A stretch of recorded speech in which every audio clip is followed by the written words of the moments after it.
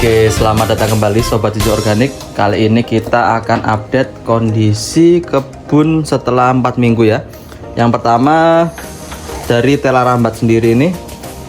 Dari tela rambat atau tela ungunya ini 4 minggu setelah masa tanam, dia tampak sudah hampir menutupi semua permukaan tanahnya ya, terutama yang bagian ujung sana. Nah, itu sudah hampir tertutup bagian semua tanahnya ya. Nah, sedangkan yang di sini ini masih ada yang kosong ya, masih ada rongga-rongga yang masih bisa kita lihat tanahnya. Kemudian di sini untuk bunga krisan, nah ini udah mulai muncul. Udah mulai muncul bohlamnya, ini bentar lagi mau berbunga, ini mau mekar nanti bunganya.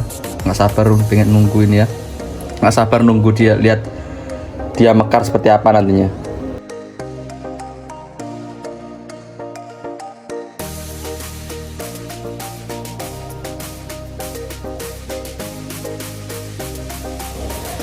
Selanjutnya untuk tanaman yang di sini, nah ini tanaman Sri Rezeki. Nah, Sri Rezeki yang kemarin kita ambil dari bawah ya, dia ini masih hidup, cuman di sini ada sedikit pembusukan di daunnya ini.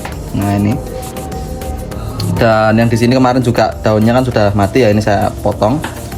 Tapi di sini bagian tengahnya dia sudah mulai membuka, ini di sini bagian tengahnya ini kelihatan ini sudah mulai membuka. Nantinya di situ akan tumbuh daun baru. Nah, itu artinya dia hidup kalau dia tumbuh daun baru. Sedangkan untuk yang dari potongan-potongan batangnya yang kecil-kecil ini belum kelihatan, belum tumbuh apa-apa. Nah, tapi di bagian-bagian lainnya ini yang tumbuh malah tanaman-tanaman liar. Ini ada bayam, kemudian tanaman liar, ada rumput. Nah, ini dia tumbuh di sini seperti ini kondisinya.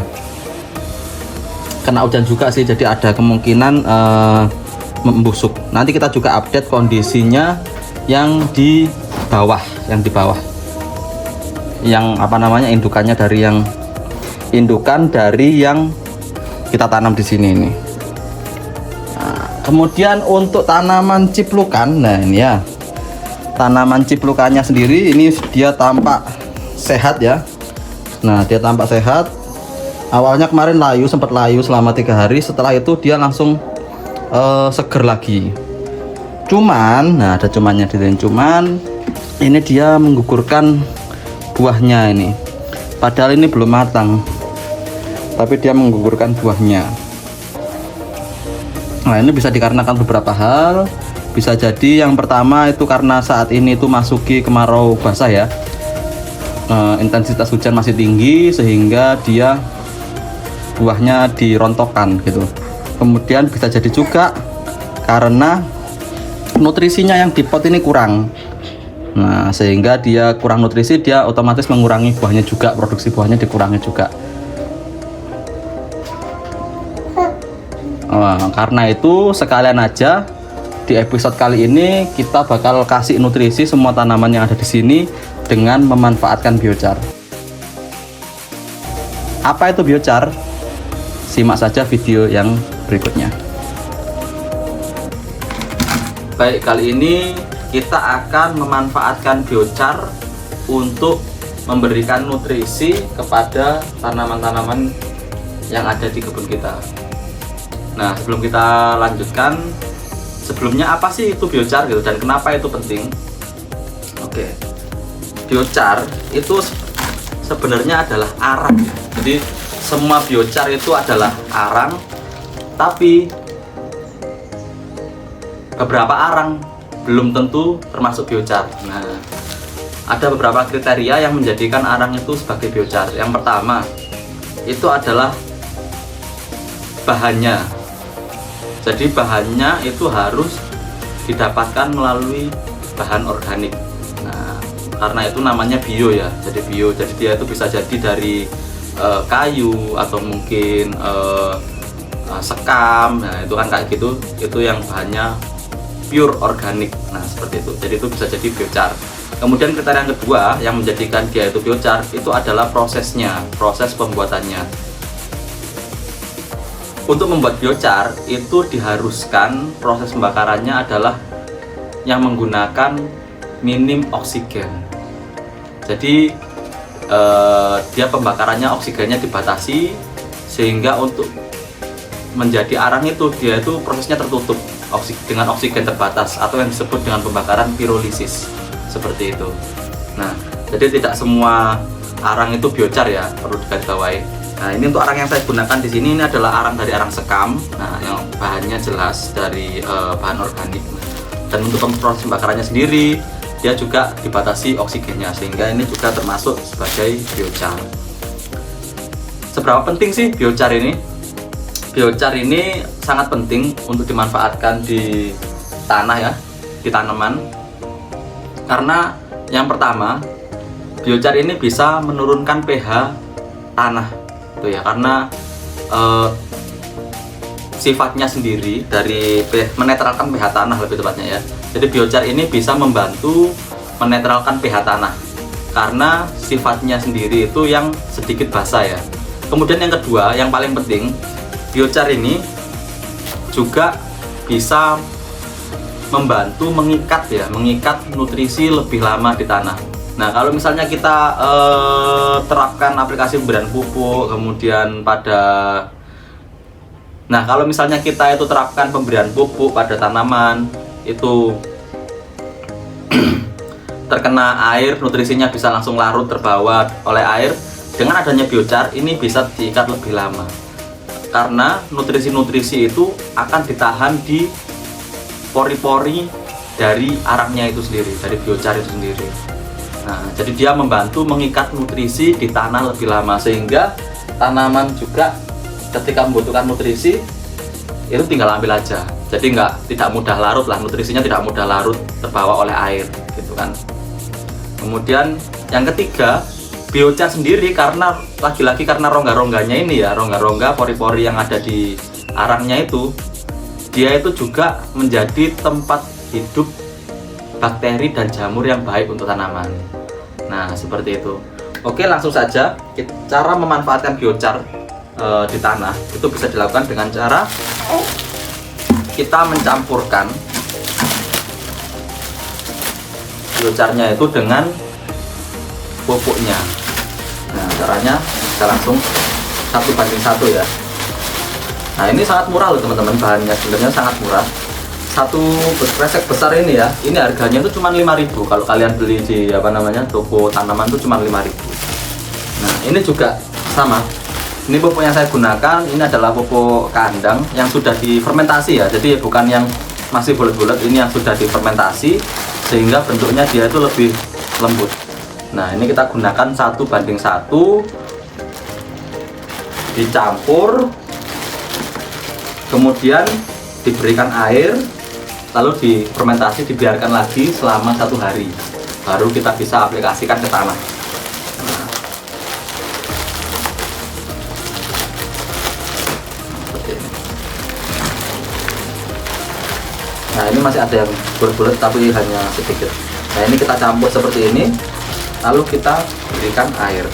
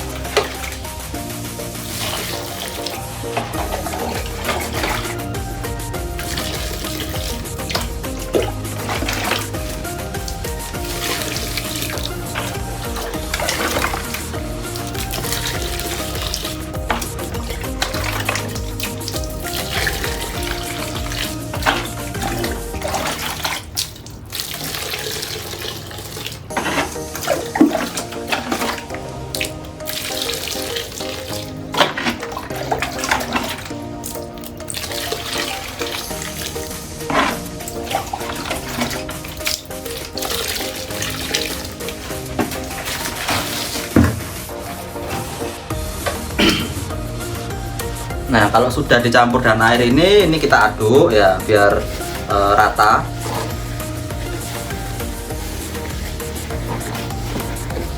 Nah, setelah itu kita biarkan selama 1 hari sebelum kita aplikasikan ke tanah. Jadi bakterinya itu biar hidup dulu di biocarnya. Nah, metode ini itu sebenarnya sudah sering diterapkan ya, mulai dari suku Dayak itu juga pakai metode ini. Dia menaburkan abu dan juga arang ke tanahnya sebelum mereka menanami. Di Jawa sendiri juga masih sering saya jumpai praktek di mana petani itu membakar arang sekamnya kemudian ditebarkan di sawahnya seperti itu. Nah, yang paling mungkin ada pembukuannya, ada penelitiannya itu ya, itu dari suku di Amazon sana, penduduk lokal. Mereka menyebutnya sebagai terra preta ya. Jadi mereka terra preta atau tanah hitam.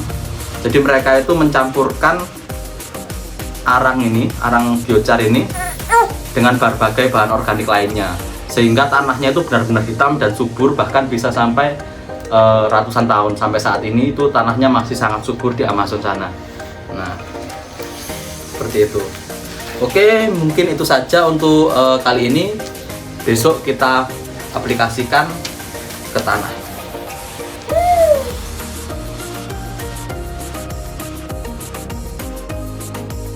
Dadah. Ikut kamu boleh. Oke guys, jadi ini penampakannya setelah kita diamkan selama 1 hari. Ini sudah siap untuk kita aplikasikan ke tanaman. Oke, langsung saja kita aplikasikan ke tanaman.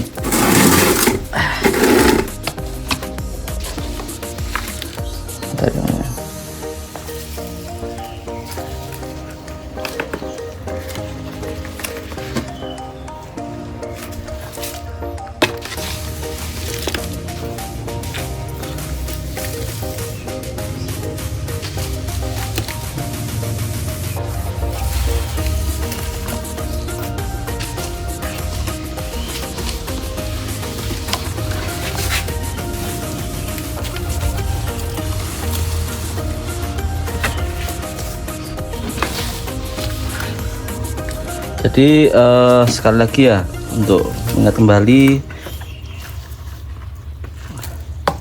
di sini banyak sekali manfaat dari penggunaan biochar.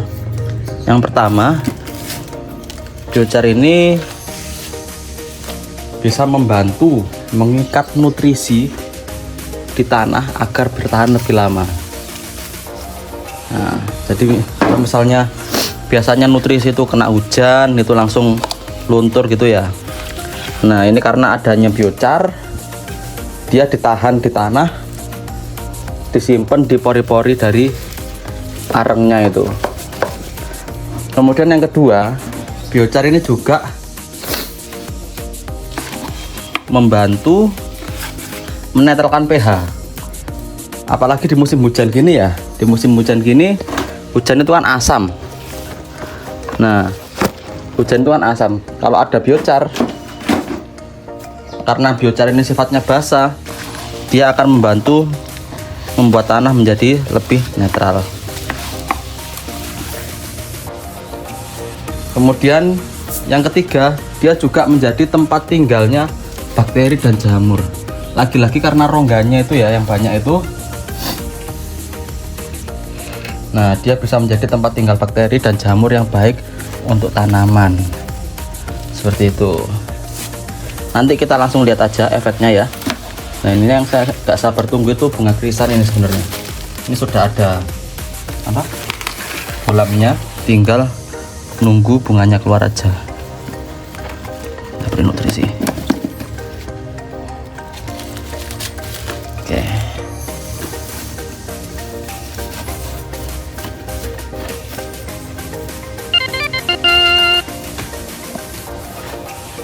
Oke, mungkin itu dulu. Sampai bertemu di vlog selanjutnya.